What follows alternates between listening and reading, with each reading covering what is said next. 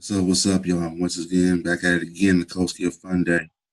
And we're gonna talk about black economics and solutions. A lot of people on Facebook and all these other channels and whatnot, whatever you have you. They talk about black problems, but they don't talk about black solutions. And on this one, on the economic thing tip, I'm gonna give a solution. As we know, economics is a main key component in nation building. It's a science. You know what I'm saying? Science has been knocked off from. So I'm gonna read this, give some ideas and credit some businesses that do work and that have worked before in the black community. You know what I'm saying? And they still work today. So this is something that if somebody got the intellect and who sees this, got the intellect and the fortitude and the character to jump in these jobs for the black community, they can do that. But we're gonna go through the history first. And this is cooperative ownership in the struggle for African American economic empowerment. And this is a damn good article we want to read into. The conference regards the economic development of the Negro, Negro American at present in a critical state. The crisis arises not so much because of the idleness or even the lack of skill as by reason of the fact they unwillingly stand hesitant at the crossroads. One leading into old trodden ways of grasping fierce individual competition, right? The other way leads to cooperation in capital and labor, amassing of small savings and the wide distribution of capital and more enduring quality of wealth and comfort. Resolution of the 12th Annual Atlantic Conference, May 28, 1907. That was W.D. Du Bois. It is the written opinion of the writer, based on several years of study of cooperation, and having said at the two of the National Cooperative Congress that cooperation offers great promise of being a solution for the economic riddle confronting the Negro, just as it has been a way out for other oppressed groups over the 3/4 of a century. Maddie, 1930. Here's a good phrase right here. The economic basic of African life was originally cooperative. Cooperation was one of nature's more important schemes for survival. So when we going, I'm gonna take a sidebar on this right quick. Doing this is natural for our economic way of life if you're African.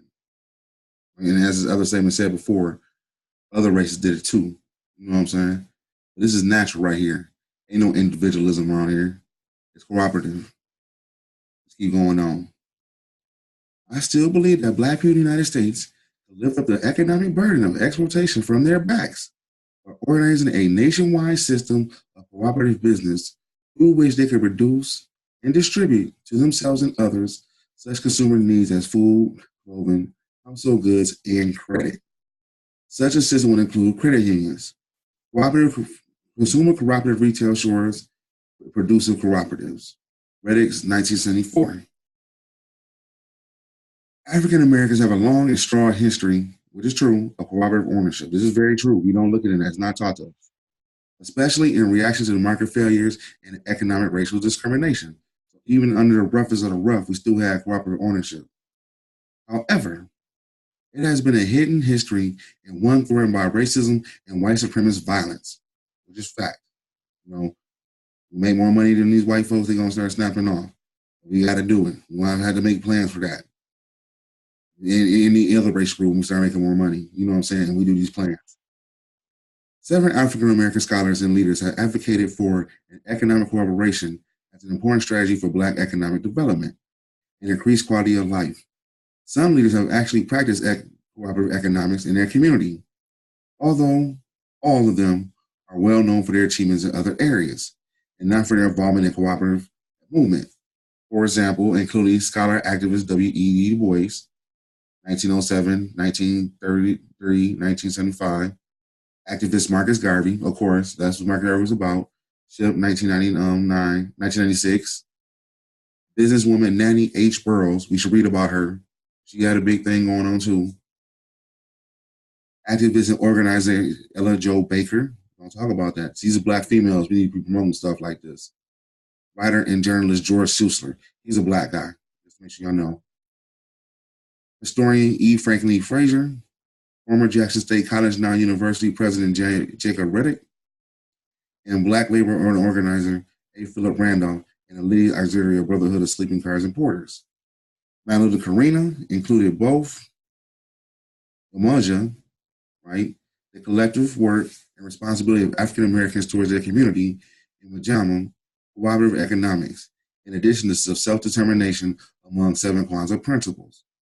Throughout his life, Du Bois argued that African Americans must become masters of their own economic destiny and advocate using intelligent consumer economic cooperation as an important approach. He advanced the concept of the strategy of racial economic cooperation, combining cooperative industries and services in the group economy, through which African Americans can gain control of their economic lives and assert themselves as equal into even leaders in the mainstream economy. Schuessler advocated similarly. As I pointed out again and again, there's only one thing that can immediately get the Negro group out of the barrel, and that is consumer cooperation, the buildup of Negro-coded democracies within the shell of our present capitalist system of production and distribution. All right, Schuessler just dropped the dime right there. You know what I'm saying? We can get our situation overnight, we do this. He called on African American youth to lead the movement. Mattie similarly was articulate about how cooperatives offer solutions to the economic riddle confronting the Negro. Several decades later, critics also concluded that a nationwide system of African American cooperative business could lift the burden of economic exploitation from the backs of African Americans. This article explores the use of cooperative enterprises for African American economic development and empowerment. I briefly summarize the economic conditions of African Americans, which aspires for alternative economic development strategies and variety of economic options, which there are many. Our economic options are plethora. You understand me, Black American? Plethora. I provide an example of thinking of African American scholars and activists who uses cooperatives as a strategy to increase economic empowerment. The next section explores cooperative businesses as urban economic development strategies and highlight examples of African American cooperatives, mostly urban and business cooperatives, and federations. I end by summarizing the current themes that emerge from these examples in the preliminary research agenda. So let's talk about how the problems and alternative solutions. African American conditions continue to lag behind mainstream population, particularly European Americans. A disproportionate number of Africans are poor and impoverished or one paycheck away from being from poverty, even during the relatively prosperous times. For many workers of color in particular, the last 25 years have been a history of lost jobs, low wages, and disproportionate displacement. In addition to a well-known income gap, a large wealth gap persists between African Americans and white Americans, even the same educational income and occupational levels. For every dollar of wealth white Americans hold as a group, for example, African Americans only have 16 cents. And the shortcomings of the economic boom in the U.S. in the late 1990s showed modest gains, were finally for the foremost of the 4 years of the boom, by trends in inequality continued and wealth equality actually worsened. The downturn then ushered into the 21st century has been typical, hitting the least able to sustain the hardest, particularly with rising unemployment and poverty. Poverty, job insecurity, and cutbacks in social programs, economic discrimination resurfaced, reminding us of the basic inefficiency of the market and discrimination in the marketing place continuing. So it never really changed. When they got broke, when the market took a downturn, you seen job insecurity, you overqualified, little things like that, economic discrimination, and, they cut social programs. You're going to do for self, we got to go back to self-help, what we got to do. The limitation of the so-called new economy illustrate the failures of the traditions of the economic strategies. Most traditional economic models address the needs of an elite, but leave the rest behind. Traditional economic development strategies or mainstream economic institutions have not adequately served low-income communities. For example, conventional development, which provide limited encouragement to the conventional entrepreneurs, is ill suited to help communities who are victimized by the operations of national global markets. In 1994, the UN Development Program summarized the needs of a new economic development paradigm. To address the growing challenges of human security, a new development paradigm is needed that put people at the center of development, protect opportunities of future generations, and respect the nature of the natural systems which life depends on. A major restructuring of world income distribution, production, and consumption patterns may therefore be necessary precondition before any viable strategy for sustainable human development. Community-based economic development efforts are often established to meet the needs of marginalized or the underserved communities populations.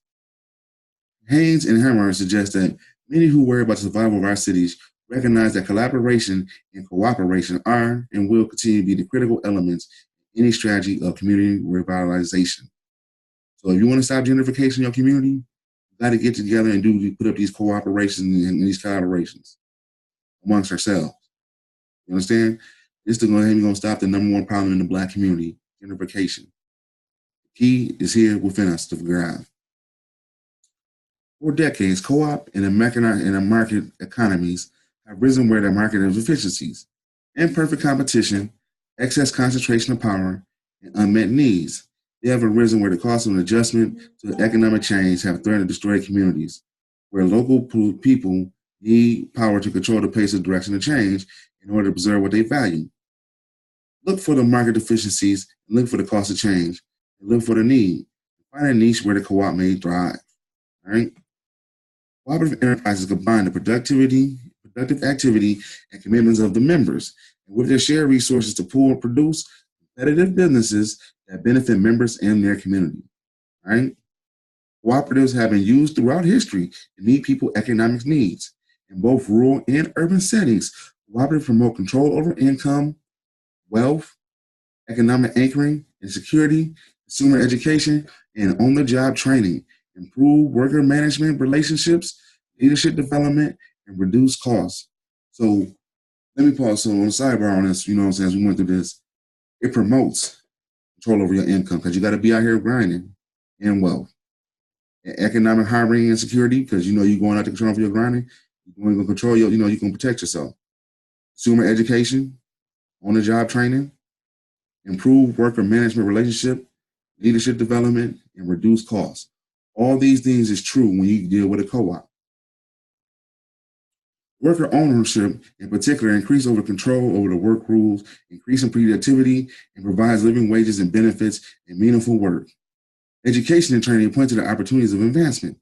And wealth accumulation, in addition, more research is finding that cooperative ownership can and has been used to aid poverty reduction, in particular when used by self-determination strategy. A strong argument can be made and beginning to be articulated for increased cooperative development as community economic development strategy. Cooperatives now exist in various sectors: farming and marketing, utilities and telecommunication, groceries, baking, auto, bike repair, painting, printing and copying, childcare, home health care, medical service, house cleaning, sewing, catering, temporary service, as well as credit and housing. For example, cooperatives in many sectors, particularly worker-owned co-ops, lead their industry in wage and benefits and produce flexibility, innovation, and self-management and labor management in a cooperation. Buying these cooperatives and community-oriented enterprise have played a role in generating a new economic activity in their local communities and show how cooperatives can use capital for local purposes and reinvest in distributing accumulation surplus back into the original community.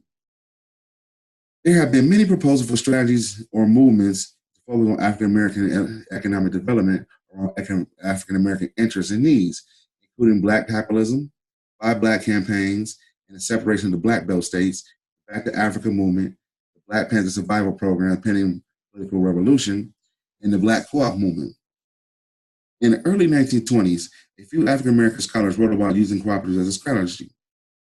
In addition to W.E. Du Bois, who promoted the use of cooperative in his own writings in the pages of NAACP organ that he edited, The Crisis, Schuessler, Maddie, and Riddick, among others. Fraser in 1923 suggested that co-op marketing societies and co-op supplies association and credit union are important enterprises for African Americans. He argued that cooperative education and leadership are necessary to promote such developments and to liberate the Negro from the present sharecropping system of farming. Simply Crump in 1914, after explaining and describing what cooperatives are and not how many are in the country, discussed the need for more education. People have been educated to throw away their old habits of buying and into new habits of recognizing true value. She put that this is a lack of education helps explain why more African Americans do not use co-ops as part of a movement to keep profits at home. Maddie in 1930 in the four-part series of The Crisis magazine set out the economic situation for African Americans in the late 20s, the success of co-ops, and the plan of action for their adoption in the Black community. He suggested a period of education to study the history, accomplishments, and the possibilities of cooperative businesses. In relationship to the cooperative movement and other movements of human betterment, the creation of the consumer consciousness and the education of business theory and practice of cooperative business models. He suggested that economic, religious, and social appeal be developed. I'm going to repeat this again. He's given a blueprint. He suggests that an economic, social, religious, and social appeal be developed and researched and publicly bureaued to create and provide a clearinghouse of information, giving advice for startups and technical assistance to cooperative businesses. He also emphasized the need of standardized methods. In the process of galvanizing support for the cooperative development, Schuster issued a call in an open letter, a four-page circular in the early 1930s. He particularly called on young Blacks, young Negroes to save their race through cooperative economics. Schuster explained his comment in the Pittsburgh Courier. What am I trying to get together is 5,000 people for a study that means only economic salvation and carry the message to all corners of Negro America. The Negro is in a worse position than the masses of white workers, actually with his back to the wall, and so he must work faster in developing his Negro cooperative democracy if he is to survive. Where the socialists hope to usher in a so-called utopian society by the ballot, and the communists hope to turn the trick with the bullet, the co-operator is slowly and methodically doing it as legal and intelligent economic cooperation or mutual aid. You make a good point there. Where the socialists hope to usher in a utopian society by the ballot, and the communists hope to turn a trick with the bullet, the co-operator is slowly and methodically doing so through legal and intelligent economic cooperation and mutual aid. Ramsey suggests that the idea of forming Black consumer cooperatives is a strategy to combat economic devastation that has been wreaked havoc by the Depression, and to educate Black people about socialism, galvanizing the group of intellectuals and activists surrounded by Schuster. This group organized the Young Negroes, a cooperative league, more below. Ramsey summarized Ella Baker, and her idealistic young comrades hope to demonstrate on a small scale the efficiency of the collective economic planning and stimulus to grow the values of interdependency, group decision-making, and shared resources.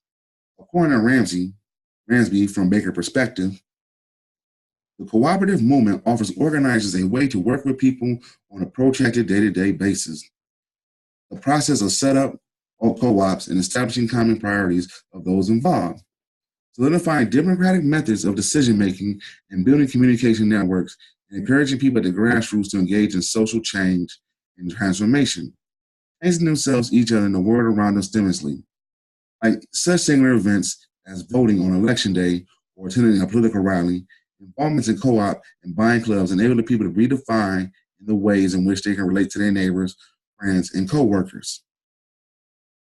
In 1907, Du Bois documented the existence of 154 African-American owned co-ops, 14 producer co-ops, 3 transportation co-ops, 103 distribution and consumer co-ops, and 34 real estate credit co-ops.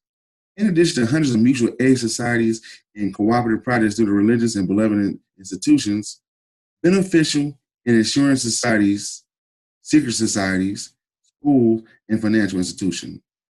Du Bois summarized his views in a speech presented at the Rosenwald Economic Conference in 1933. I propose as a step to which the American Negro can give to the world a new and unique gift. We have tried song and laughter with rare good humor, a big condescending the world has received it. We have given the world work and hard back-breaking labor, and the world has let Black John Henry die breaking his heart to beat a machine. It is now our business to give the world an example of intelligent cooperation so that when the new industrial commonwealth comes, we can go out into it as an experienced people and not be left on the outside as mere baggers. If leading the way as intelligent cooperating consumers, we rid ourselves of ideas of a price system and become pioneer servants with a common good. We can enter this new city of men and not mules.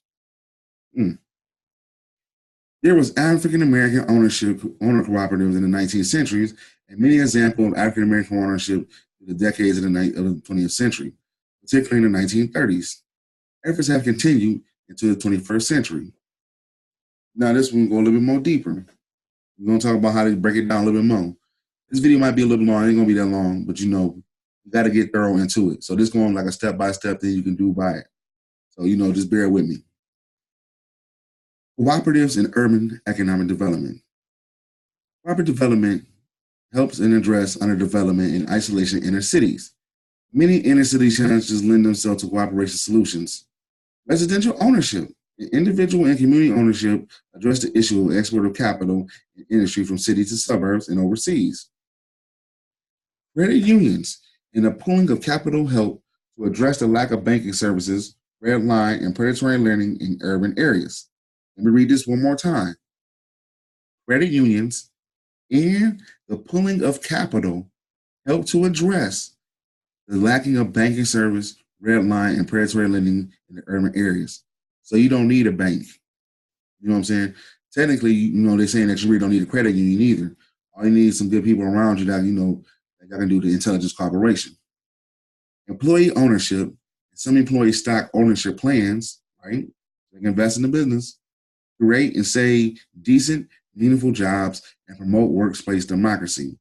Income generation and wealth accumulation.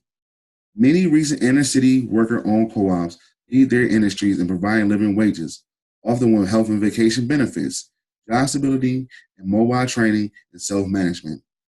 Cooperative home ownership and community land trusts address the lack of affordable housing. Skyrocketing property values and abandonment of properties, as well as increasing community control of the land and home ownership. Community ownership also helps to address skills mismatches and lack of appropriation skills and poor quality education in inner city, because co-ops have a strong education recognition and record. Co-ops build in capacity among its members and graciously educate and train their members to fulfill the need of expertise and increase members' own growth and distribution to the enterprise. All right, let's get down to it. Here's a business right here. But you can look up, you can Google these businesses up for yourself, and you can come up with the same thing. The Shakespeare Marine Railway and Dry Dock Company. Between 1865 and 1883, African-American caulkers and stevedores owned their own cooperative. The Shakespeare Marine Railway and Dry Dock Company in Baltimore, Maryland. According to Du Bois in 1907 account, they organized in part to combat the growing sentiments among white labor workers in Maryland that all free blacks should be fired from the shipyards and leave the states or get a master. In quotation, meaning have a white man vouch for them. Baltimore became famous for its caulking, but it was the black caulkers who was the most proficient in the state. Shipyard owners were not willing to reduce their black workforce until white mobs attacked black caulkers and stevedores on their way home, and black carpenters boycotted a shipyard with African-American caulkers. A group of black men decided to raise their needs for their own shipyard and protect the security jobs for themselves. So let's see what happens. The co-op was quite successful. The Chesapeake Marine Railway Cooperative brought the property, which included a spot where Frederick Douglass described sitting on a cellar door to open it to study a stolen spelling book to teach himself how to read. Okay. The founders raised $40,000 and selling 8,000 shares at $5 per share. They got paid off of their $30,000 mortgage in 5 years and employed to 100 and 200 blacks and white people per year.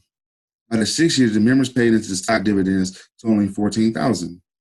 By the 7th year, they paid out the dividends of 10% to members, and 4 years after paying dividends of between 4 and 10% a year. The company went out of business in the 18-year prior of repair problems, some changes in industry, and management issues. But also because of the refusal of the owners to ground to release the yard to the color company, except the normal rates of increase. The rent was doubled. The cooperative went out of business soon after. So it went on for 18 years, which is a pretty good track railway for the thing that was going on down there. This significance of the co-op is manyfold. The existence and success of the Chesapeake Marine Railway and the Dry Dock Company shows that African Americans could successfully use cooperative ownership in the face of racial oppression and ostracism, particularly to save jobs, create jobs, and accumulate wealth. It shows that African Americans run a substantial industrial enterprise at a profit, and it changed the nature of the industrial relations in the state. Du Bois enamors that even with the demise of the company, the organization of the ship company saved the colored caucus, but they were now members of the White Caucus Union. The failures of the white in driving out the colored caucus put an end in their efforts to drive colored labor out of other fields. Although the company failed, it must surely have been an object of lesson to the whites, as well as to the blacks, the power and capability of colored people in industrial development. So this is again, you want to stop racism, pull your money together. Show them, break them off. Show them what's going to happen. The Citizens Cooperative Story. After attending a meeting called by Du Bois in August 1918 to discuss the ways of spreading adoption cooperatives among African Americans, a Mr. Rudy came home to Memphis and organized a study group. In February 1919, the group incorporated as a Citizens Cooperative Stores and operate cooperative meat markets. They raised more equity than expected, selling double the amount of original shares they had offered. Members were able to buy the shares in installment, and no one can own more than 10 shares. By August 1919, 5 stores were in operation, serving 75,000 people. The members of the local guild associated with each store met monthly to study the cooperative and discuss any issues. According to the account, the cooperative planned its own buildings, and cooperative warehouses. The editor of the Crisis magazine, presumably Du Bois himself, who reported this, noted that the good results of the cooperation among colored people do not lie long in return to savings. They show also new opportunities for earning a livelihood and a chance offered for a colored youth to become acquainted with the business method. They hire members of the community. Thus, in larger sense, we have formation of a color op. Colored people are furnishing their own money, their own work and money for services received, and receipts are handling the money back for redistribution of the original color source.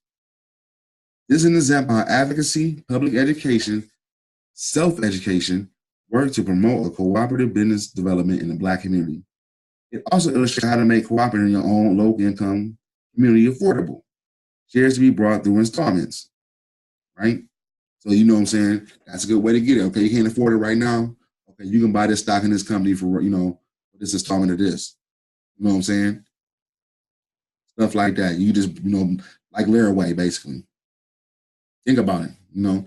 This stuff we can do to use and best, to our best advantage. In the ways that the cooperating business impacts its own community by hiring local residents and allowing money to recirculate among the participants. This is clearly a recurring issue, in particular in the inner city. The Cooperative Society of Bluefield Color Institute. The commercial department of Bluefield Color Institute in Bloomfield, West Virginia, formed a student cooperative store, probably in 1925. The store mission was to sell supplies to the students. The school needed to be a commercial laboratory for the application of the business theory and practice. They shared stock in the sole cooperative society for less than $1. After 2 years in business, the cooperative paid all its debts and owned its own equipment and inventory. The store began to pay dividends of 10% per purchases made. The student members voted to use the profits to pay for scholarships to secondary school and junior colleges. 9 scholarships were given by July 1927. Members of this cooperative were the first African Americans to attend the National Cooperative Congress, and when they attended one in Minneapolis in 1926, they became members of the Cooperative League of America in 1925. Okay. Again, education and training becomes an important issue in ongoing integral respects of the cooperative development. Not only does cooperative education members educate members about cooperative ownership and business development, but it also profits from the business are used to send members for higher education degrees. Affordability continues to be a goal. Share-in businesses are low in price. In addition, the importance of the documentation of profitability, i.e. solvency, viable for the economic endeavors are apparent. Finally, this example also provides insights into how African American cooperatives asserted themselves in a wider national cooperative movement by joining the National Association and 10 national conferences, which we can do. Consumers Cooperative Trading Company. In the fall of 1932, Gary, Indiana was ravaged by depression. The steel mills were closed and only one bank remained open, which later closed. Jacob Riddick held a meeting at Roosevelt High, which led to the formation of Gary's Consumers Cooperative Trading Company. Starting with a buying club, the trading company came to operate a main grocery store, a branch store, a filling station, and a credit union. By 1934, there were 400 members, 7 full-time employees in the grocery store. The credit union was organized in November 1934. By February 1936, it had over 100 members and several $100s on deposit. The first dividend of the 2% of the shares of stock owned was paid to the members in December 1935. In 1936, sales for the organization was at 160,000, and the company was considered the largest grocery business operated by Negroes in the United States. So this is all during the Great Depression, right? You gotta remember this. This is all during the Great Depression in Gary, Indiana. So during the Great Depression, this is the largest grocery business operated by Negroes in the United States. The Cooperative Trading Company supported a young people branch that operated its own ice cream parlor and candy store. Reddick is quoted as saying that the most important single factor in the progress has been our education program. They held weekly education meetings for 18 months before opening any businesses. I'm going to read this again. Reddick quoted saying the most important single factor in their progress has been our educational program. They held weekly educational meetings for 18 months before opening any businesses. So they did their homework. They studied. You know what I'm saying? They knew about the market. They knew how to play it. In 1933, they instituted a cooperative economic course at Roosevelt High's evening school. By 1936, it was the largest academic class in the school. The Education Committee established a 5-year plan for uplifting the social and economic status of the Negro in Gary, 1934. Again, many of the same things, missions, and goals are mirrored in this example. Every organization found education, which is part of nation building. You know what I'm saying? Education is a different part of nation building. To be one of the most important elements in the endeavor. The Gary Cooperative actually integrated cooperative education into high school curriculum. This cooperative society was responding to a need in the community, particularly an economic need. The Gary Cooperative also went further than most by establishing a credit union as one of its cooperatives to provide financial services and to help members save and institutionalize its educational program in the high school. Similar to others, this cooperative also saw the equal inclusion of the youth as important too. You know what I'm saying? Let's go down to the next one. Monocoop's grocery store. Monocoop in Harlem, New York, boasted to be the first Negro cooperative grocery store operating in the Roxdale, Principal, in the Northeastern area. 20 mostly middle-class African Americans came together to increase the quality and decrease the cost of their groceries. They researched the business and how to become a distributor of a co-op label through Eastern Economics Wholesale, right? Because you can get this stuff when you get the co-op label, you get shit wholesale. They started with a buying club. Each member put in $5. They operate out of the member's basement. By April 1941, they began to raise capital for a retail store. The minimum investment per family was set at $15, with about 100 members. The store opened on May 31st, 1941. By the summer, the average weekly revenues were about $30, was about $300. Which ain't bad, you know what I'm saying? The enterprise capitalized at $50,000. Members received purchase rebate rather than dividends, though it was suspended for the first years until profits were regularized. From about 30 to 40% of modern customers were non-business members. Education was important to the members. Trump impressed the point that the president of the board of directors was a housewife. So we had equality in our shit. You know what I'm saying? Because the president of the board of directors who ran this was a black woman. You know what I'm saying? So we got to get off that other BS, boo stuff that cats be talking. The importance of education, particularly self-education about cooperative economics, again, is important in the development and the mainstream of this cooperative. How to make cooperatives are more widely utilized in strategy is also a goal. Black women roles in this movement also emerged from this example. Modern co-op is an example from building from small to large. You know, so it's during the war era, you know, they found a co-op. Freedom Quilting Bee. The Freedom Quilting Bee, a handcraft cooperative in Alberta, Alabama, is a chartered member of the Federation of Southern Co-ops and Land Assistance Fund. It was established in 1966 because the women in the sharecropping families needed more and more stable income. The women began selling quilts and using their entrepreneurial strategies after many of their families lost their plots and that they were sharecropped because of their civil rights activities. It is a cooperative, democratically owned, non-agricultural business developed, owned and managed by African Americans in response to discrimination and lack of economic opportunity. The cooperative bought 23 acres in 1968 and built a sewing plant and also sold land to sharecropping families who have been evicted from their homes. At one point, the cooperative, the largest employer in the town, had 150 members. By 1992, right, the cooperative owned a daycare, 23 acres of land, a sewing plant, and operating an after-school tutorial program. So this stuff still goes on. And a summer reading program. That's what's up. So you can do a lot with a co-op.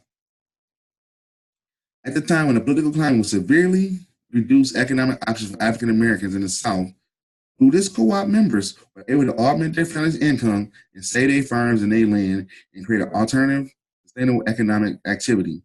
This is also an example of Black women leadership, which lead to economic empowerment and the community empowerment.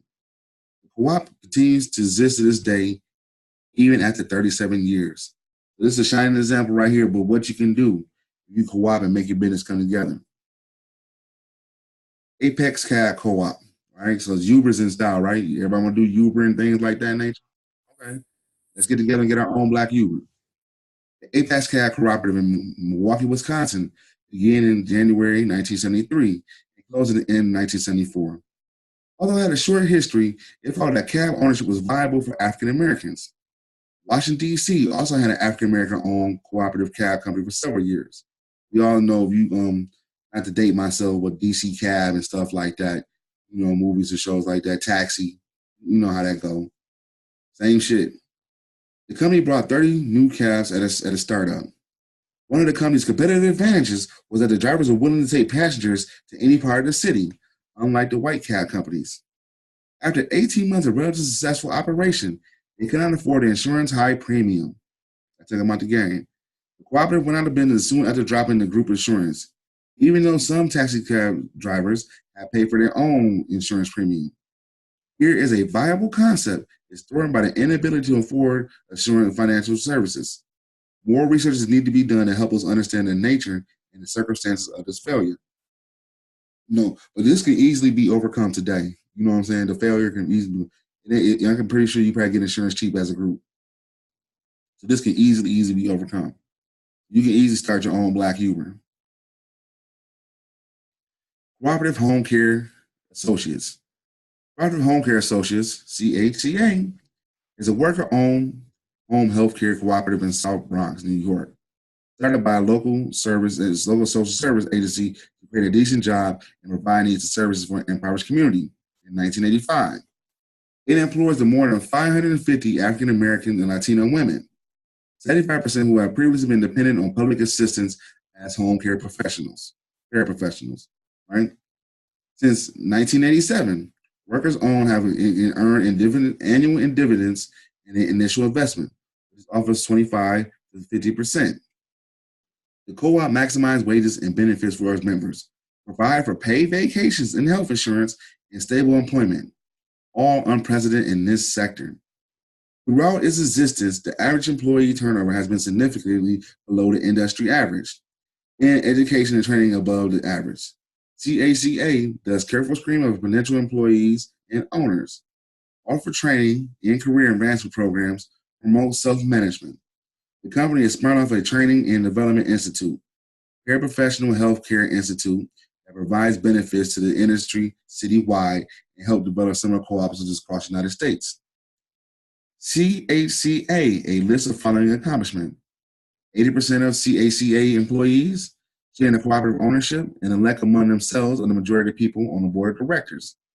CHCA Learn Center Home Health Aid Training is an empowering experience, emphasizes critical thinking, problem solving, and cooperative team building. CHCA is creating a job letter within the company, right? CHCA achieved the status of the Yardstick Corporation a company valued by the government, regulators, union officials, health administrators, and consumer organizations as a trusted model of excellent home health care service. CHCA is the development of new quality care through better jobs and school of thought. CHCA creation of prepared professional jobs has also led to the cooperative assistance citation by its major contractors as the highest quality provider, excellent record of reliability, competence, high patient satisfaction, and low incidence of patient complaints. You invested in this job. This job is your business. Quality frontline jobs has also been central to CACA's successful business strategy. With the current annual sales of $9.8 million, profitably for the last 9 years. So they've been really making a killing. They've just been, these Black women and Latino, they made a killing on that. CHA workers are typically earn dividends of $200 to $400 that they share in the company profits. This is an example of a company that achieves economic empowerment of low-income women of color who may rely on the public assistance in a sector known for its inadequacy, low pay, unstable, little job mobility, reinforced working poverty status. CHCA is a worker-owned company that set the standards of waging, benefits, training, workplace democracy in its industry. It creates a significant number of meaningful jobs in the community and generates income and wealth for its members. The cooperative is in fact a sector development in New York City and has been a corporation of training, leadership development, and advocacy as essential. In addition, CHCA is at the forefront of replicating this model so other communities can benefit. SSC Employment Agency. SSC Employment Agency in Baltimore is a worker-owned cooperative temporary service agency. It is sponsored by Baltimore Build, a community organizing and advocacy organization. In 1997, to develop businesses which can help hard-employed local residents develop their skills and mobility to provide good jobs with ownership possibilities. In the year 2000, the agency placed 260 employees at hospitality jobs. And the importance of the SSC mission is to help employees become owners and get a voice in the agency. After 160 hours of employees, workers are eligible to apply to become members at the investment of $100 a month. Investment of $100, not a month. In March 2001, there were 17 worker owners who were elected to the company board of directors and received dividends. The co-op is helping to educate younger worker owners about business management and the plans to transition to fully worker-owned companies in the near future. This is an example of an agency model of active community organization supporting a business venture with a mission to train and position marginalized low-income workers from the community to workers and then be owners in their own company. These models, which develop and support enterprises, are later transitioned to worker ownership, are quite often successful in becoming popular as a strategy to provide good jobs, living wages, assets development, and sometimes self-management in low income and poorly resourced community. All right, let's do a couple more. Because, I'm just giving it out here so y'all can see there's many different ways you can come together and get your money together and invest in yourself to have your own business. You don't have to work for these people. You know what I'm saying? So you ain't got to buck and bow when they talk about you doing this and you doing that. There's too much things out here where we can be economically developed where we could just separate and leave these people alone. Off of the business alone, getting the racism offers and things of that nature. And prepare ourselves for other steps to counteract other things they do. Let's continue on. APR Masonry Arts Corporation. APR Masonry Arts Corporation, the African-American worker-owned unionized masonry construction company. African-American union bricklayers in Los Angeles were underemployed and the loan union was a loss on how to remedy the situation. Neither diplomatic or outreach had worked. After 7 years of organizing and fundraising with the help of a nonprofit, A. Philip Randolph Educational Fund and Cooperative was launched in August of 1998. Members invested $5,000 each. They had completed jobs at the New Horizon Middle School in Pasadena, Medical Billion in Los Angeles Zoo, and the Boys and Girls Club in Watts. They employed youth of color in their apprenticeship programs. Economic discrimination and lack of opportunity and a need for a solution sensitive to a particular community contributed to the creation of this business. Several forces came together to find a solution and supported the solution. Its existence has increased diversity around masonry business and ownership in Los Angeles. There were no African-American owned union contractors in the mainstream industry in Southern California before, right? So this is trend setting. This cooperative provided another understanding of empowering and incorporating and involving young people early on and provides opportunities to the youth of color in the construction industry. Young Negroes Cooperative League. The Young Negroes Cooperative League is an example of a cooperation federation. It was founded December 1930 by 25 to 30 African-American youth in response to a call by George Schussler. Its goal was to form a coalition of local cooperatives by blind clubs loosely affiliated in a network of affiliate councils. 5,000 charter members were paying an initiation fee of $1 by March 15, 1931. They form in a community where 5 or more members, a cooperative experience where a council exists by March 15, 1932, a cooperative wholesale establishment in each state by March 15 by 1933, a cooperative bank in each community where the council by March 15, 1934, factories to produce such necessities such as clothes, food, and shelter by March 15, 1935. So they had some pretty good goals, you know what I'm saying? And it's a pretty good step plan that y'all can go by, you know what I'm saying, to get stuff going.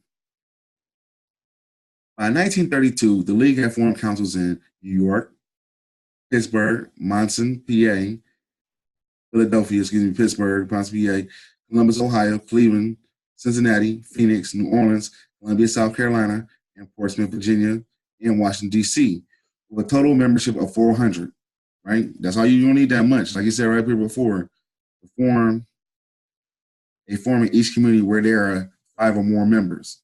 So of course you don't need that much. You don't need that much. You know what I'm saying? I want to take one such person, a group. They attended a local council for support of cooperative businesses. Buffalo, New York was the first to launch a store. This cooperative grocery store and meat market was doing $3,000 worth of business monthly by October 1931. Remember, this is the Great Depression. You understand? So that's pretty good. Philadelphia started a cooperative newsstand and stationery store by 1932. They held their first national conference in Pittsburgh, Pennsylvania, October 18, 1931, with 30 official delegates from member organizations and 600 participants. Schussler was elected president, Ella Baker national director. The group also resolved to cooperate with the Colored Merchants Association. Both Schussler and Baker addressed the audience. Schussler reiterated his call on the need of potential economic cooperation in the Black community. Baker closed the meeting with a discussion of the role and importance of women in African-American cooperative movements. As you've seen, sidebar, as we've seen so far, you know what I'm saying? African-American women with the quilts and the nursing and stuff like that, this is right up the African-American women alley, you know what I'm saying? And the daycares and things of that nature. There's a lot of things at the plate. The first year of the league was devoted to this. Listen to this. The first year of the league was devoted to the study of principle, history, principles, and methods of the Scottsdale Consumer Corporation. It is in that conviction that we must train before trying to lead people. All right? So you got to get your education up. Not your education in the books and stuff like that, but you got to study the market, the niche. Another mission of the league was to keep control in the organization in the hands of young people and to bring women into the league on an equal basis with men, full inclusion of women. The organization was committed to the grassroots participatory democracy. Members also pledged to involve their children and create children guilds and boys and girls clubs. The league 5-year plan included training of 5,000 co-op leaders by 1932, establishing a co-op wholesale outlet by 1933, and an independent college by 1937. The organization had financial difficulties early on and did not meet most of its goals. However, it did grow steadily in the first few years and was responsible for launching many buying clubs and cooperatives. There are few examples of African American Cooperative Federation in the United States. The Young Negro Cooperative League was a highly ambitious effort and succeeded in many endeavors. Even its grand vision was not realized. Recurring themes that emerge from this example are important of internal discussion, education, public education, and publicity, and attendance and affiliation with the national conference and association. And the problems of the resources an example. This example also highlights a larger strategy of networking and building federations in small units. Also, often you only buying clubs. The commitment to women's rights and empowering young people and children as potential leaders in the Black co-op movement are relatively new things that emerged from the example of the League. Members of the League were clear that cooperative economics was a tool or a strategy for a larger movement towards the emulate to the elimination of economic exploitation and the transition of the new social order. All right. So, like we talked about in one video before I go on to the next one, I just talked about in one video, the boat is the shield. Your money is the sword, is the weapons. You know what I'm saying? As I said before, members of the League was clear that cooperative economics was a tool or a strategy. You know what I'm saying? Use it to protect yourself of a larger movement. You understand? Right? The voting is the shield, but your money is the weapon. Hopefully y'all understand that, because that was real simple, Jewel. The Federation of Southern Land Co-ops and Land Assistance Funds. Federation of Southern Cooperative Land Assistance Funds, FCS-LAF, is a network of rural cooperatives, credit unions, and state associations and cooperatives and cooperative development centers in the southern United States. The FCS-LAF objective over its 36-year history are saving Black-owned land and using cooperative land-based economics development to provide self-economic help opportunities for low-income families or communities. The FCSF and the LAF provides technical assistance, legal assistance, financial support, education, and advocacy for low-income populations in the South. The Federation is the only system of network co-op development centers with a training center and an expert on farm controlled by African Americans today. I mean, y'all knew that. The Federation understood its inception in 1967, the necessity for Black control over land and economic self-sufficiency. During the Civil Rights era, for example, African American sharecroppers were thrown off of land and laborers lost their job because they exercised the right to register to vote or even to listen to a civil rights speech. Agricultural cooperative, marketing co-ops, credit union, and legal services provided and supported by the FCLF decreased the economic insecurity, and the exploitation posed by white plantation bloc. Let me read this again because I kind of mumbled through it. Agriculture co-ops, marketing co-ops, credit unions, and legal services provided or supported by the FSCLAF decrease the economic insecurity and the exploitation by the white plantation bloc and help Black men sustain Black communities on their own terms. As I said earlier before, your money is your weapon. Your vote is the shield. But hell, you got a shield, you know what I'm saying? If you just got a shield, bringing the shield to the fight, you ain't gonna win. You can block some shit, but eventually they're gonna get you because you ain't got no offense. You got a sword, you can cut some shit up, but eventually, you got nothing to protect yourself with. You understand?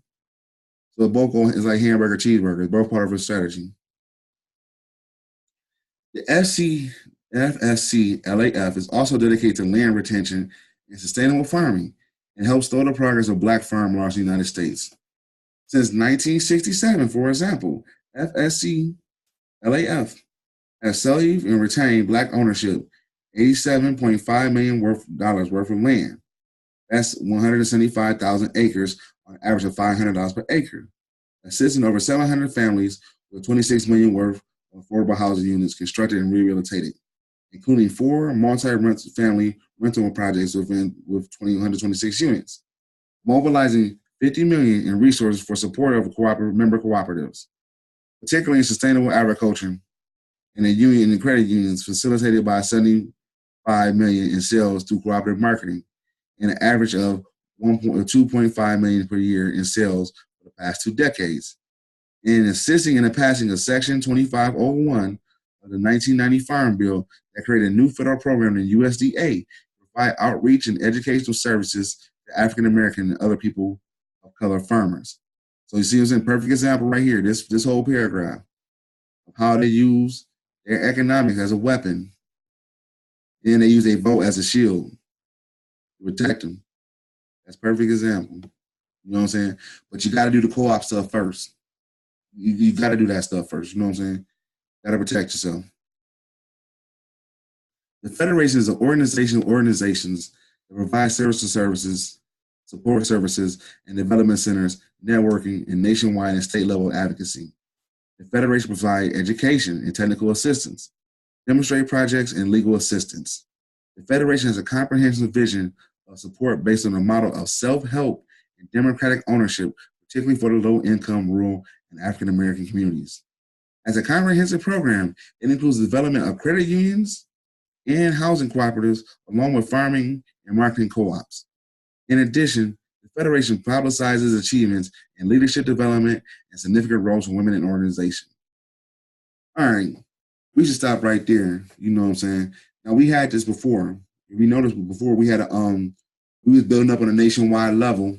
You know, this is pre-civil rights era of a thing called the Green Book. You know, I know I got a movie out there called The Green Book and whatnot. Well, watch that stuff. You know what I'm saying? Those are different places throughout the nation or throughout the South. You know what I'm saying? Where Black people can go and spend their money and concentrate spending their money. You understand? It being a Green Book in Birmingham, Alabama, I come from Montgomery, Alabama. I'm coming from Michigan, coming down, whatever, whoopty whoop. Or, you know, wherever. You know what I'm saying? Kentucky. You don't make no damn difference. They had a place where Black people could eat at, where they could get this stuff at, who they can buy and sell from and stuff like that. Our own national organization. Like I said, a federation of organizations. That's what the Green Book was. Now, how they took this and broke us from that, we're going to get to other videos. But, you know, look at the highway acts, especially the new highway bill that's passed through Congress. You got to look at shit like that. You know what I'm saying? But that's how they broke down the Black community. But we're going to have more into that a little bit later on. Anyway, I want to thank y'all for listening. You know what I'm saying? This is some damn good information that, you know, that's been put out here that I had to share with y'all that y'all can do, that we can do our own damn self. So I'm about to start me a co-op tomorrow. Hell, because I got some good plans. All I need is a couple investors to talk to. Anyway, this is Iskosi of Fun Day. Much love to y'all. Y'all have a good one. Peace.